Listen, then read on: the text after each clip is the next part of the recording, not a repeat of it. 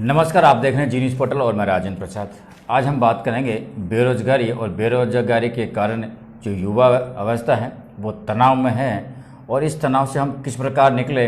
बेरोजगारी का जो दौर चल रहा है, इस दौर से हम किस प्रकार हमारा छुटकारा मिल सके और क्या क्या उपाय है वो हम कर सकते हैं। तो हमारे बीच हमारे आपके जाने पहचाने प्रधानाध्यापक जीतराम चौधरी हमारे साथ है। तो सबसे पहले जीतराम जी, आपका बहुत बहुत स्वागत है, बहुत बहुत आभार है जी न्यूज़ पोर्टल पर आप जुड़े, आपने समय दिया और इस क्षेत्र में आपने कई बार ट्रेनिंग भी ली है, बच्चों को जागरूक भी किया है। तो कई सारे मुद्दे हैं क्षेत्र में, लेकिन आज हम बात करेंगे आपको बेरोजगारी और बेरोजगारी पर जो तनाव उसके बारे में। लेकिन सबसे पहले आज करवा चौथ है, सभी प्रदेश की जो माता बहनें हैं जो करवा चौथ का जिन्होंने व्रत किया, उन सभी क्षेत्रवासियों को, प्रदेशवासियों को करवा चौथ की के पावन पर्व पर आपकी ढेर सारी शुभकामनाएं, ढेर सारी बधाइयाँ। लेकिन कहीं न कहीं इस करवा चौथ पर जहाँ मंदिरों में, मस्जिदों में लोग जाते हैं, लोग आते हैं, हर एक के दिमाग में एक ही चीज़ रहती है कि साहब आज हमने व्रत किया है, हमने माता जी के दर्शन किए या हम आज मंदिर गए थे। काफ़ी सारी जिज्ञासा रहती है। तो भगवान आपकी जो मनोकामना है, आप जिनके पास आप लेके गई हैं, पति की लंबी उम्र है या समृद्धि की है या प्रदेश की समृद्धि की है, वो सारी आपकी पूर्ण करे। तो जीतराम जी से हम आपकी मुलाकात करवा रहे हैं और आपके जो प्रश्न हैं, जो क्वेश्चन हैं, जो कोई भी चीज़ अगर आप पूछना चाहते हैं तो आप इनसे सीधा पूछ सकते हैं। दूसरी बात मैं कहूँ, आप लिंक को शेयर जरूर करते जाइए ताकि इनके माध्यम से, क्योंकि आज हो सकता है कहीं न कहीं बेरोजगारी को लेकर ये भी एक दिन चिंतित थे, लेकिन इन्होंने अथक प्रयास किया और प्रयास करने के बाद आज ये किसी विद्यालय के प्रधानाध्यापक बने और बेरोजगारी को इन्होंने ख़त्म किया उस ऊंचाई को छूकर। तो हो सकता है इनसे कई बातें बच्चों को सीखने का मौका मिले, तो आप लिंक को शेयर भी कर सकते हैं ताकि हर आदमी को जागरूकता मिले और लोग इससे कुछ सीखें। तो सबसे पहले सर, आज के दौर में सबसे बड़ी समस्या बन के उभर रही है बेरोजगारी, और हर बच्चा ही नहीं बल्कि जो बच्चा के माता पिता भी इसी दंग को झेल रहे हैं। तो सर, सबसे बड़ी समस्या है कि बेरोजगारी जो चल रही है, ये बेरोजगारी है क्या, इसके उत्तर आप स्पष्ट करें सर। सबसे पहले तो आपके सभी दर्शकों को मेरी ओर से हार्दिक शुभकामनाएं और करवा चौथ की सभी को हार्दिक शुभकामनाएं। सबसे मेन इम्पोर्टेंट चीज़ है बेरोजगारी। आज का युवा और आज का व्यक्ति अगर किसी को बेरोजगारी अगर मान रहा है ना, तो वो ये मान रहा है कि सरकारी नौकरी नहीं लगना वो अपने आप में बेरोजगार मानता है। बिल्कुल। जबकि सर ये वास्तविकता नहीं है। सरकारी नौकरी प्राप्त करना ही बेरोजगार है, ये अपने जीवन का सबसे बड़ा मिथ्या सत्य है। या इसे मैं ये भी कह सकता हूं कि सबसे बड़ा झूठ है कि केवल सरकारी नौकरी लगना ही रोजगार है, क्योंकि हर व्यक्ति को सरकारी नौकरी नहीं मिल सकती है और सरकारी नौकरी लग करके ही अपने जीवन में रोजगार प्राप्त कर सकते हैं या रोजगार शुदा अपने आप को मान सकते हैं।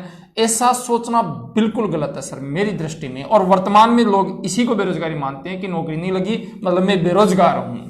बिल्कुल सर, लोगों का भी मैं ये मानना, जब हम ज़्यादातर जिनके अभिभावकों से मिले तो वो कहते हैं कि साहब मेरे बच्चे की नौकरी नहीं लगी और वो बेरोजगार घूम रहा है। तो कहीं न कहीं इस बेरोजगारी के समय में आज हम 21वीं सदी की ओर जा रहे हैं। रोजगार के काफ़ी सारे अवसर सरकार के पास हैं, प्राइवेट कंपनियों के पास है, कुछ ऐसे व्यवसायी भी हैं जिन्होंने बड़े बड़े कंपनियां खोल रखी है, उनमें भी हम रोजगार की तलाश कर सकते हैं सर।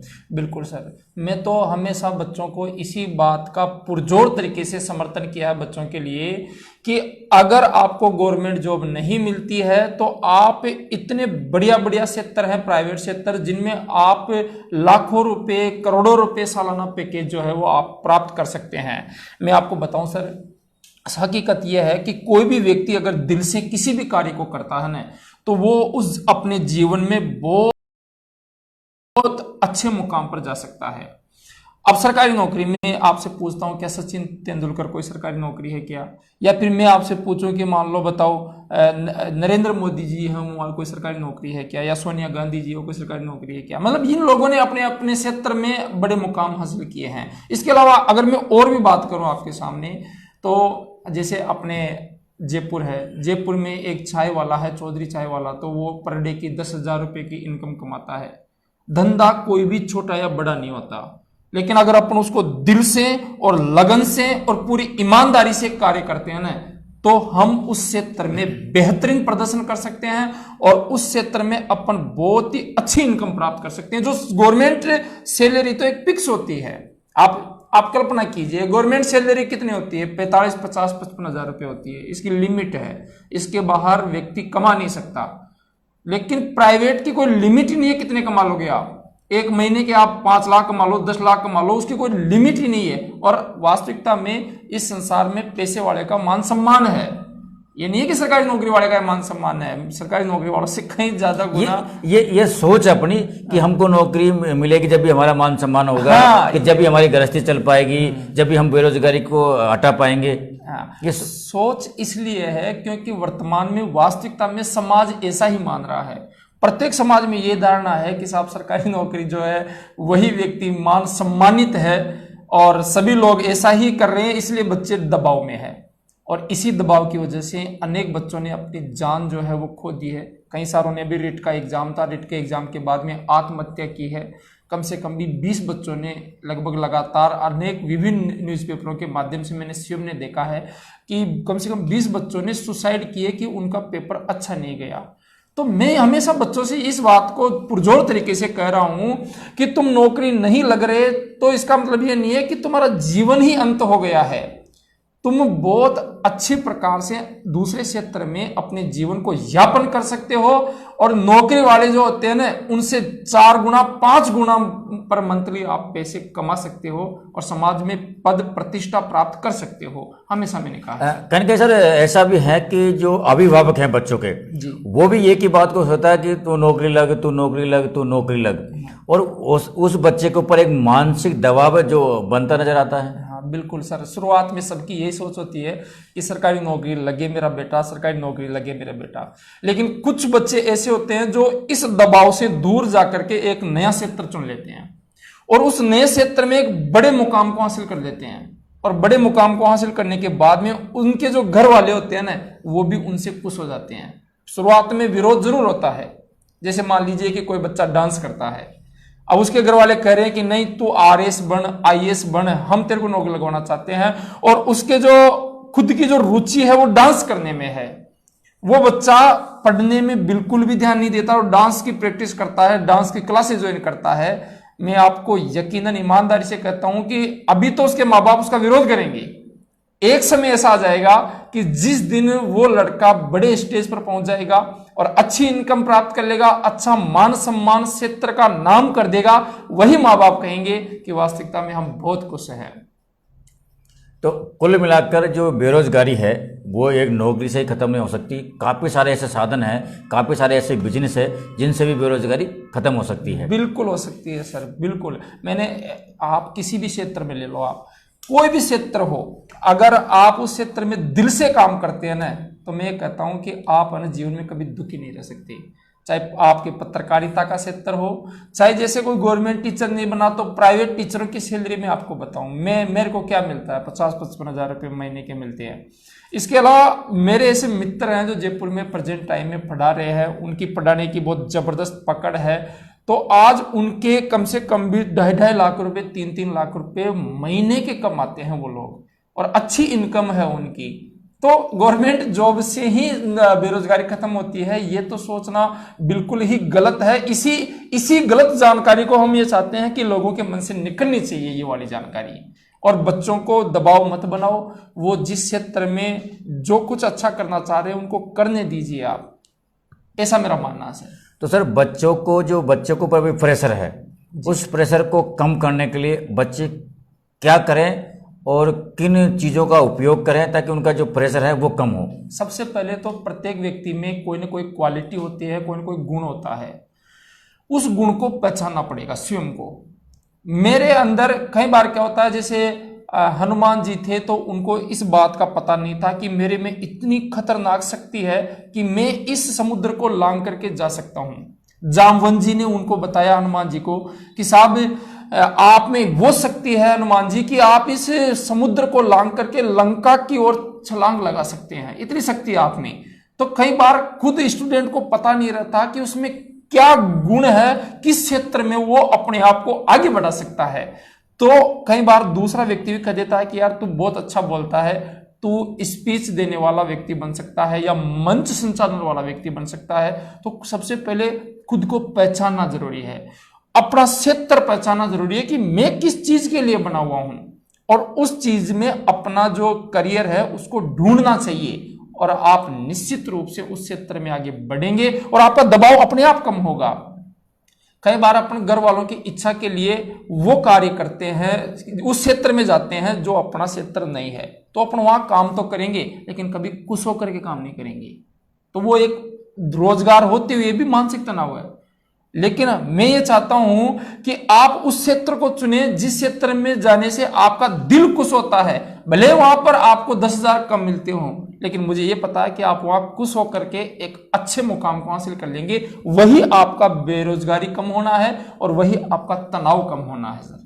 नहीं, कभी कभी बार क्या होता है सर कि अभिभावक भी बच्चे पर प्रेशर बना लेते हैं कि अभी तू तैयारी कर ले, जो जॉब है प्राइवेट, जो कंपनी के जॉब है या प्राइवेट जो जॉब है या तेरा कोई धंधा बिजनेस है वो तो तू बाद में कर लेना। तो ऐसी चीज़ों से भी क्या बच्चे का थोड़ा सा मानसिक जो तनाव है वो बढ़ जाता है। ये एक तरह गाँव में एक चीज़ वो देखी जाती है कि जब बच्चा बड़ा होता है 20-22 साल का होता है तो पढ़ाई के साथ उसकी तैयारी रहती है, तैयारी के साथ क्या कहते हैं बच्चे कि उसकी उम्र बढ़ती जा रही है, और उम्र बढ़ने के साथ क्या वो शादी भी कर देते हैं, तो फिर आमदनी उसके पास रहती नहीं है, तो खर्चे थोड़ा हल्के उनके बढ़ जाते हैं, तो हो सकता है उसका भी तनाव बालक के ऊपर पहुंचता हो।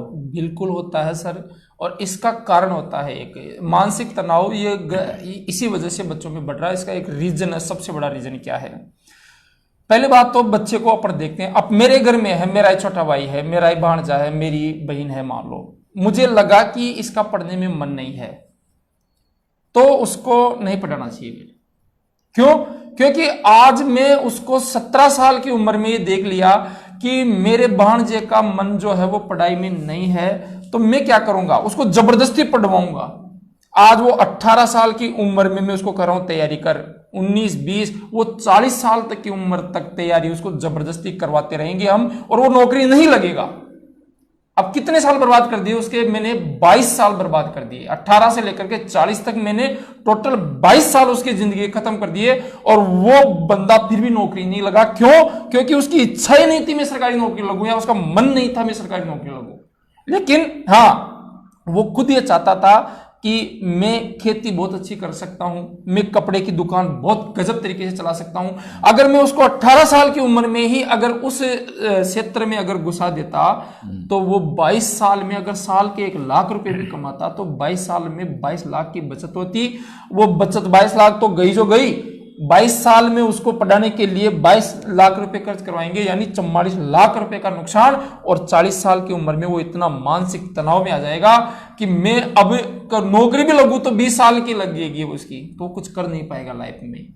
ऐसा है सर। एक आपने अभी बहुत अच्छी बात बोली कि आदमी की अगर इच्छा हो, इच्छा शक्ति को अगर वो जागृत करे, तो आज के ज़माने में नई नई टेक्नोलॉजी आ चुकी है, और उन नई टेक्नोलॉजी को अगर हम अपनाएं, उन नई टेक्नोलॉजी को अगर हम माने, तो हम खेती में भी काफ़ी अच्छा मोटा पैसा कमा सकते हैं। अरे बहुत अच्छा कमा सकते हैं सर। मैंने क्या कहा, क्षेत्र कोई सा भी ले लो आप, कोई सा भी क्षेत्र ले लो आप, दिल से आप खेती का क्षेत्र ले लोगे और उसमें भी दिल से कार्य करोगे, मन से कार्य करोगे, उसके हर रूप रेखा को ढंग से जानोगे, तो आप खेती में भी बिल्कुल पीछे नहीं रह सकते। आप बाकायदा, बस आपके पास में संसाधन होने चाहिए, जमीन होनी चाहिए। कोई खूब सारे व्यक्ति तो ऐसे हैं जो खेती में बहुत अच्छी है लेकिन उनके पास जमीन नहीं है, वो दूसरों की खेती करके भी बहुत अच्छा पैसा कमा लेते हैं। नहीं सर, कभी कभी यार हमारे पास क्या इंटरव्यू आते हैं, हम देखने के लिए जाते हैं, तो ऐसा देखते हैं कि 2 बीघा में हमने ये चीज़ की फसल बोई और हमने आज इससे 4 लाख रुपए महीने की इनकम कर ली है, या हमने पहले हमारा इससे कम होता था आज इतना इनकम हो रही है। क्या हमारे क्या पारंपरिक जो खेती है ना, सरसों गेहूँ चना, उन्हीं को हम करते हैं और उनसे इतनी ज़्यादा आमदनी नहीं होती। लेकिन इसके पास कैसे गुलाब है और कोई बहुत सारी चीज़ें हैं, अमरूद के बहुत सारे बगीचे अब लोग लगाने लग गए, तो ऐसी चीज़ों को भी हम बढ़ावा दे सकते हैं। बिल्कुल दे सकते हैं सर। मैं कह रहा हूँ ना, कई बार अपन क्या करते हैं कि पारंपरिक रीति रिवाजों को इतने शिद्दत से निभा रहे होते हैं कि अपन कुछ जीवन में परिवर्तन करना ही नहीं चाहते, और जिस जगह पर परिवर्तन नहीं होता है ना, प्रकृति उसको नष्ट कर देती है। तो वास्तविकता यही है कि आपको जैसे लग रहा है कि कोई फसल आप जोत रहे हैं, मान लीजिए कि आपको लगता है कि इससे अपने को इतना मुनाफा नहीं हो रहा, किसी ने आपको बताया कि तू इसमें ग्वार पाटा कर खेती कर, और कोई कह रहा है कि आप तो गुलाब की खेती कर, पर अपन जानते नहीं वो दुख नहीं है, लेकिन अपन सीखना भी नहीं चाहते उसको। तो अगर अपन सीखना नहीं चाहेंगे तो अपन परिवर्तन नहीं करना चाहेंगे, और परिवर्तन नहीं करेंगे तो अपन वहीं के वहीं रह जाएंगे। तो बात वही आकर के कि अगर आप अपने जीवन में समय समय पर परिवर्तन नहीं करोगे तो भी आप पीछे रह जाओगे अन्य से। मैं हमेशा बोलता हूँ, और आपने बहुत अच्छी बात बोली सर, कि ये जो संसार है और जो समय अभी है, ये समय जिस तरह समय परिवर्तन कर रहा है तो हमें भी उसके समय के साथ परिवर्तन होना चाहिए। बिल्कुल। अगर हम समय के हिसाब से परिवर्तन करते जाएंगे तो आने वाले समय में जो आज हम कठिनाइयों को झेल रहे हैं, ये कठिनाई हमें झेलनी नहीं पड़ेगी। बिल्कुल। अब सर, जो बच्चे हैं, हालांकि मानसिक जो प्रेशर है उनके पास है, चाहे वो पढ़ाई का प्रेशर मान लीजिए, या बेरोजगारी का पढ़ाई प्रेशर मान लीजिए, या घर वालों का प्रेशर मान लीजिए, या कुछ अपने यार दोस्तों के साथ इस तरह भी वो घुल मिल जाते हैं कि वो नशा वगैरह आदि का सेवन करने लग जाते हैं, तो उसका भी उनके ऊपर प्रेशर होता है कि यार मेरा दोस्त मुझे 4 बजे बुलाएगा, वहाँ मुझे जाना है। तो ये थोड़ा ये प्रेशर भी है उनके ऊपर थोड़ा। बिल्कुल सर, इसका देखो सिस्टम ऐसा है कि अपन ने बच्चे को जयपुर भेज दिया और अपन बच्चे को दे रहे हैं 10,000 रुपये महीने के, और 10,000 रुपये महीने के दे रहे हैं, लेकिन अपन उसको पूछ नहीं रहे हैं कि तेरा रूम रेंट कितना है, तेरा भोजन का खर्चा कितना है, कितने रुपए के तूने फॉर्म भरे। अगर अपन बच्चे को इस बात का ब्यौरा अगर नहीं पूछेंगे ना, तो जाहिर सी बात है कि वो उन पैसों का दुरुपयोग करेगा और आपको पता तक भी नहीं चलेगा। आप तो खुश हो रहे हो कि मैं मेरे बेटे को 10,000 रुपये भेज रहा हूँ, 15,000 रुपये भेजता हूँ महीने की, लेकिन आपको ये पता नहीं कि उसका रूम का किराया 2,000 है, उसका खाने का खर्चा महीने का 1,500 आ रहा है, 3.5, और उसका 1,500 रुपये में फॉर्म वॉर्म सब भरा आ जाते हैं, यानी कि 5,000 रुपये का खर्चा है। बाकी 5,000 रुपये में वो शराब भी पी सकता है, 5,000 रुपये में वो कोई अफीम गांजा चरस जैसी आदतों को भी लगा सकता है। इसलिए अपने को सबसे पहले तो बच्चे के ऊपर ध्यान रखना बहुत जरूरी है। मेन चीज, नशे को अगर बच्चे के अगर लगा है या लग सकता है तो उसका एक ही उपाय है कि आपको उसके ऊपर ध्यान देना बहुत जरूरी है कि वो किस संगति में बैठ रहा, किस संगति में उठ रहा है। अगर आप उस पर ध्यान नहीं देंगे तो वो बच्चा आपके हाथ से निकल जाएगा और इतनी दूर चला जाएगा कि जब तक आप उसको वापस लाने की कोशिश करोगे वापस नहीं आ पाएगा। फिर वो आप शिक्षक हो और शिक्षक की हर बात को लोग आंखें बंद करके मानते हैं, ऐसा माना जाता है। और आज अगर हम आपके सामने बैठे हुए हैं तो कहीं न कहीं हमारे शिक्षकों की वजह से आपके सामने बैठे हुए हैं, हमने उनकी बात मान ली। तो आज बढ़ते इस जो टेम्परेचर दिमाग का उनको बढ़ रहा है, तो इस समय में बच्चे अपने विवेक से, आपकी राय के अनुसार क्या करें ताकि वो अपने विवेक से कार्य करें, अपने विवेक से पढ़ाई करें, और ये जो चिंता है उनके मन में चिंतन चल रहा है, चाहे वो बेरोजगारी का हो, चाहे वो पढ़ाई का हो, चाहे वो नौकरी का हो, चाहे वो गार्जियंस का हो, चाहे वो फैमिली का हो, तो इसके बीच में वो क्या करे? ऐसा सूत्र है आपके पास या ऐसा मंत्र आपके पास है तो उनको कम से कम राहत मिल सके? सबसे बड़ी राहत केवल एक ही वजह से मिल सकती है, एक ही क्षेत्र के पीछे सबको भागना बंद करना पड़ेगा। मैंने हमेशा कहा है कि आज का युवा 99% जो है वो दुखी का कारण अगर कोई है न, और वो केवल और केवल यही है कि वो एक ही क्षेत्र के पीछे दौड़ रहे हैं। ईश्वर ने 5 अंगुलियां दी, कभी बराबर किसी को नहीं दी। दूसरी बात, ईश्वर ने इतनी प्रजाति बनाई है इस धरती के ऊपर, सबकी अलग अलग क्वालिटीज और सबके अलग अलग गुण है। अगर गधा जो है वो बाहर ढोने में अगर अपनी क्षमता रखता है ना, तो घोड़ा तेज दौड़ने में अपनी क्षमता रखता है। तो हम क्या सोच रहे हैं? हम ये सोच रहे हैं कि ये जो गधा है ना, इस गधे को भी इस घोड़े के बराबर दौड़ाना चाह रहे हैं अपन। प्रत्येक परिवार ये सोच रहा है कि मैं मेरे बेटे की तुलना किसी दूसरे के बेटे से करते हैं वो, जबकि मैं ये कहता हूं कि हर इंसान में अपनी अपनी क्वालिटीज भगवान ने अलग अलग दी है, उसको पहचानो आप, और उसको पहचान करके आप उस क्षेत्र में आगे बढ़ो। जैसे मैं अब मेरी सबसे बड़ी एग्जांपल देता हूं। मैं सब यहाँ पर गवर्नमेंट सेलेक्ट नहीं हुआ था, उससे पहले मैं प्राइवेट क्षेत्र में टीचर का ही काम करता था, यानी मैं जयपुर की बड़ी कोचिंग्स जो थी उनमें पढ़ाया करता था। अब मेरी गवर्नमेंट जॉब लगी तो टीचर के क्षेत्र में लगी, मुझे सुकून है, और मैं उस क्षेत्र में इतना एंजॉय से, इतना आनंद से कार्य करता हूं कि मुझे कभी लगता ही नहीं कि मैं कोई जॉब करता हूं। मुझे आनंद आता है उस क्षेत्र में। क्यों? क्योंकि मैं पहले भी उसी क्षेत्र में था, अभी भी उसी क्षेत्र में आ गया, तो मुझे बड़ा आनंद आता है उस क्षेत्र में। अगर अब जैसे मुझे बच्चे कहते हैं, बहुत सारे 50,000 बच्चे अपने जुड़े हुए हैं, तो वो मुझे हमेशा ये बात कहते हैं कि सर आप RS की तैयारी करो। पता है, मैंने बच्चों से कहा कि मान लो मेरा आरएस में सिलेक्शन नहीं होगा, मान लो मैं पढ़ने में इतना इंटेलिजेंट नहीं हूं, मेरा आरएस में सिलेक्शन नहीं होगा, लेकिन मैं तुम्हारे से एक बात कहता हूं कि अगर जिद पे आ जाए तो मैं हासिल कर भी सकता हूं, लेकिन मैं उतना अच्छा आरएस नहीं बन सकता जितना अच्छा शिक्षक बन के अपना जीवन चला रहा हूं। मतलब मैं आरएस अधिकारी बन करके उतना अच्छा काम नहीं कर पाऊंगा जितना मैं एक शिक्षक रह करके अच्छा काम करता हूं। तो सर मैं हमेशा बच्चों को ये कहता हूं कि आप जो है एक ही क्षेत्र के पीछे भागना बंद करो। अगर आप नौकरी नहीं भी लगते हो तो आप कोई अपना तरीका ढूंढो जिसके माध्यम से आप बहुत अच्छा कार्य कर सकते हैं। बिल्कुल सर, आपने बहुत अच्छी बात बोली कि घोड़े में भागने की जितनी क्षमता है उतनी ही गधे में वजन को ढोने की क्षमता है। बिल्कुल सर।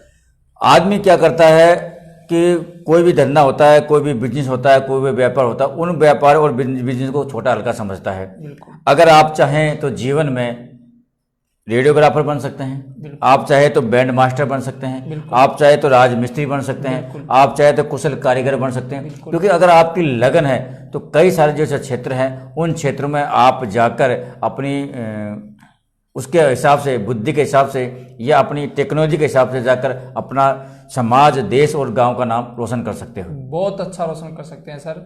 नीरज चोपड़ा ने कभी सोचा नहीं था कि मैं एक दिन इस प्रकार से जेवलिन थ्रो में अपने देश को गोल्ड मेडल दिलवा दूंगा। हाँ, वो एक बात अलग है कि वो पहले से ही गवर्नमेंट सिलेक्टेड थे, लेकिन उनकी रुचि किसमें थी कि साहब ये भाला फेंकने में थी।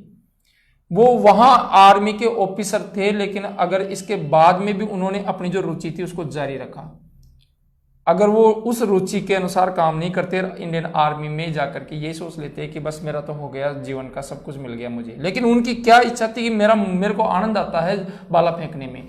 आज उस बंदे ने पूरे देश में हर जगह पर नाम कमा लिया। इसी तो सर राजस्थान सरकार ने एक योजना निकाली है कि जिन लड़कों का या जिन बच्चों जो खेल के प्रेमी हैं, जो खिलाड़ी हैं, उनको जगह नहीं मिल पाती या उनको प्लेटफॉर्म नहीं मिल पाती, तो वो 31 अक्टूबर तक उसमें रजिस्ट्रेशन करवा सकते हैं ग्राम पंचायत के माध्यम से।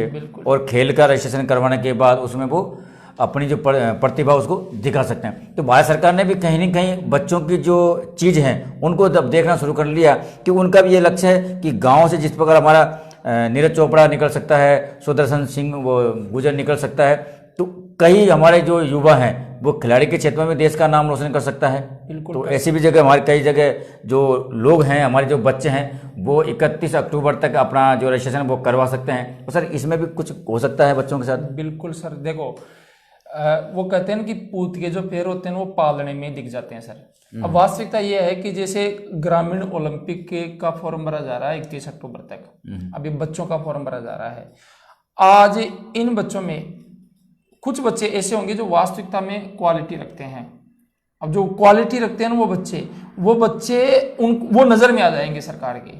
जैसे कई बच्चे सर गांव में आपने देखा क्रिकेट का जरा शौक है गांव में, तो क्रिकेट की बॉलिंग बहुत शानदार करते हैं। कई बच्चों को आपने देखा भी होगा, कई बैटिंग बहुत बढ़िया शानदार करते हैं, कई फील्डिंग बहुत बढ़िया करते हैं। लेकिन कहीं न कहीं वो सरकार के नज़र में नहीं है या कहीं प्लेटफॉर्म से टच नहीं है या वो उस खर्चे को मेंटेन नहीं कर पाते हैं, इस वजह से वो पीछे रह जाते हैं। बता तो रहा हूँ ना, सपोर्ट हम लोग करते ही नहीं है। अगर कोई एक गांव या एक पंचायत में एक बहुत ही अच्छा क्रिकेटर है ना, बहुत अच्छा, अपने को सबको लग रहा है भाई बहुत अच्छा क्रिकेटर है, लेकिन फिर भी कोई भी उसका सपोर्ट नहीं कर रहा, हम सब ये सोचते हैं कि गवर्नमेंट जॉब लग जाए, ये बात खत्म, उसको ये सब कुछ मान लेते हैं अपन। सपोर्ट तो हम बच्चों को किसी भी क्षेत्र में करना ही नहीं चाह रहे, और क्षेत्रों में हमने तो बस जीवन में एक ही माइंडसेट कर रखा है कि बस ये कुछ बन गया तो बात खत्म। उसके लिए फिर लास्ट में ये कहेंगे कि ये क्रिकेट भी बहुत अच्छा खेलता था। अरे तो उसको उस क्षेत्र में जाने देते, उस क्षेत्र में उसको आगे बढ़ने देते। पर वही बात है। और दूसरी सबसे बड़ी बात, क्रिकेट एक ऐसा गेम है सर, इसमें पूरे भारत में 11 खिलाड़ी सेलेक्ट होते हैं। 131 करोड़ से ऊपर का देश है, मात्र 11 खिलाड़ी सेलेक्ट होते हैं। क्रिकेट ने देखा जाए ना तो बहुत सारों की अच्छी जिंदगी बनाई भी है, लेकिन बहुत सारों की बर्बाद भी की है। कारण इसमें सब बच्चे आगे नहीं बढ़ पाते। लेकिन अगर क्रिकेट नहीं खेल करके, जिन बच्चों का क्रिकेट में जैसे अच्छे नहीं है खेलने में, तो मैं उनको कहता हूँ तुम कबड्डी का ध्यान दो, तुम खो खो में ध्यान दो, तुम और जेवेलियन थ्रो में ध्यान दो, तुम वॉलीबॉल में ध्यान दो, फुटबॉल में ध्यान दो। भारत में केवल एक ही गेम पर बच्चे फोकस कर रखे हैं और क्रिकेट पर हर कोई बैट उठा करके निकल जाता है। मैं कहता हूँ कि हाँ, कुछ बच्चों में क्वालिटी, लेकिन सब बच्चों में क्वालिटी नहीं है। जिनमें क्वालिटी नहीं है तो दूसरा गेम भी देखो आप। आज पंजाब हरियाणा कितने आगे हैं गेम के क्षेत्र में, और हम देखा जाए ना पंजाब हरियाणा की अपेक्षा में बहुत ही ज्यादा पीछे है राजस्थान। तो राजस्थान के पीछे होने का कारण क्या है? हम खेल के क्षेत्र में बच्चों को आगे बढ़ाने का प्रयत्न नहीं करते, बच्चों को सपोर्ट नहीं करते। खेलने कूदने वालों को हम ये सोचते हैं कि आवारा है, फलाना डिगड़ा है। मैंने बच्चों को, जैसे कल शनिवार था, बच्चों को मैं हर शनिवार को खुद खिलाता हूँ, विशेष तौर पर कबड्डी खिलाना, खो खो खिलाना। चाहता यही हूँ कि बच्चे केवल पढ़ने में आगे रहें, ये अपनी मूर्खता है। इनको खेल के क्षेत्र में उसमें सर खेल खेल में उनका मानसिक विकास भी हो जाता है। बिल्कुल, खेल खेल में मानसिक विकास होता ही है सर, क्योंकि वास्तविकता देखा जाए ना तो बच्चे खेलना बंद कर दिए, कारण वही मोबाइल बहुत ज़्यादा चलाते हैं। चलो युवा चलाते हैं कोई बात नहीं है, लेकिन छोटे छोटे बच्चों को अपन ने इतने लंबे लंबे समय तक मोबाइल देना स्टार्ट कर दिया। कल मैं राउंड पर था, तो मैंने बहुत सारे लोगों के वीडियो बनाए हैं। कल गांव में औचक निरीक्षण किया है, उनका वीडियो बनाया, यूट्यूब पे डाला है। तो माँ बाप ये कह रहे हैं कि साहब ये 2-2, 3-3 बजे तक रात को हम तो सो जाते हैं, मोबाइल चलाता रहता है। तो मैं कह रहा हूँ ना, मोबाइल की वजह से बच्चे गेम जो है वो शारीरिक गेम नहीं खेल रहे हैं। नहीं खेलने की वजह से उनका मानसिक विकास जो है वो ठप होता जा रहा है। ये भी बेरोजगारी से ज़्यादा डिप्रेशन लाता है बच्चों को, बहुत ज़्यादा मानसिक तनाव और चिड़चिड़ापन अगर किसी से होता है ना तो मोबाइल से होता है जरा। आखिर में सर आप उन गार्जियंस को क्या कहना चाहेंगे जिनकी लत और जिनकी जिद है कि मेरा बच्चा सरकारी नौकरी की तैयारी करे, सरकारी नौकरी में जाएं? मेरे दिल की हार्दिक इच्छा यही है सब लोगों से, केवल और केवल सरकारी नौकरी जो बच्चा लग सकता है ना और जिसकी खुद की इच्छा है ना, उसको तो आप लगने दो। और जो नहीं लग सकता है ना, वो जिस क्षेत्र में जाना चाहता है ना, उस क्षेत्र में उस बंदे को जाने दो, उसको फोर्स मत करो आप। अगर आप उसको फोर्स भी करेंगे तो वो उतना बढ़िया क्षेत्र जो है, हो सकता है कि वो दूसरे क्षेत्र में वो अच्छा मुकाम जो है उस पर नहीं पहुंच पाए। इसलिए मैं हमेशा ये कहता हूं कि सरकारी नौकरी ही सब कुछ है, ऐसा मानना आपका बिल्कुल गलत है। और इस धारणा को आप चेंज कीजिए और बच्चों को उनके हिसाब से क्षेत्र चुनने दीजिए और उनको जीवन जीने दीजिए, ये ऐसा मेरा मानना है। और अगर आप ऐसा करेंगे तो ये मानसिक तनाव से दूर होंगे, सुसाइड करने से रोकेंगे। आने वाले समय में और भी बुरी कंडीशन हो जाएगी अगर लोग नहीं समझे तो। गार्जियन के साथ तमाम उन चिल्ड्रन को, उन बच्चों को क्या कहना चाहोगे आप? हमें तो ये करना चाहूँगा कि अगर जैसे किसी के गार्जियंस अगर नहीं भी, पहले बात तो गार्जियंस को खुद को सुधरना चाहिए कि वो अपने बच्चों को फोर्स नहीं करे। अगर नहीं भी मान रहे हैं तो मैं फिर केवल इतना ही कहना चाहूँगा कि फिर बच्चे जो हैं वो कोशिश करें कि अपने हिसाब से अपने क्षेत्र में जाने का प्रयत्न करें। कुछ समय के लिए आपके माँ बाप जो है वो आपसे नाराज रह सकते हैं, लेकिन अगर आपने उस क्षेत्र में अच्छा कर लिया तो वो भी खुश हो जाएंगे, ये गारंटी है। तो ये थे जीतराम जी, जिन्होंने आपको बताया कि बेरोजगारी एक ऐसी बीमारी है जिसको आज के समय में हर कोई पीड़ित है, लेकिन हमें पीड़ित नहीं रहना है। बेरोजगारी के कई साधन हैं जिनको हम बेरोजगारी को कम कर सकते हैं। आप बने रहिए जी न्यूज़ पोर्टल पर, और अब हम रोज़ नए नए कुछ ऐसी चीज़ें आपके सामने पेश करने जाएंगे या उनको हम आपको दिखाते रहेंगे, ताकि आपका डिप्रेशन है, आपकी जो समस्या है, अगर उनको आप मानोगे तो कम होने में आपको वो कामयाबी जरूर दिलाएगी। आप बने रहिए जी न्यूज़ पोर्टल के साथ, शेयर लाइक कमेंट आप डालते रहिए। और किस विषय में आप बात करवाना चाहते हो, चाहे वो डॉक्टरी हो, चाहे वो खेती हो, चाहे और कोई चीज़ है, तो हमें अवगत कर जरूर करवाइए, क्योंकि हम उसको ढूंढ कर आपके सामने जरूर लेके आएंगे। और हो सकता है कि हमारे माध्यम से, शिक्षकों के माध्यम से, टेक्निकल जो जानता है उसके माध्यम से आप तक अच्छी चीज़ें पहुंच सके, ये हमारा प्रयास बना रहेगा। आखिर में करवा चौथ के सभी प्रदेशवासियों की महिलाओं को, लोगों को हार्दिक शुभकामनाएं, हार्दिक बधाई। नमस्कार, जय हिंद, जय भारत।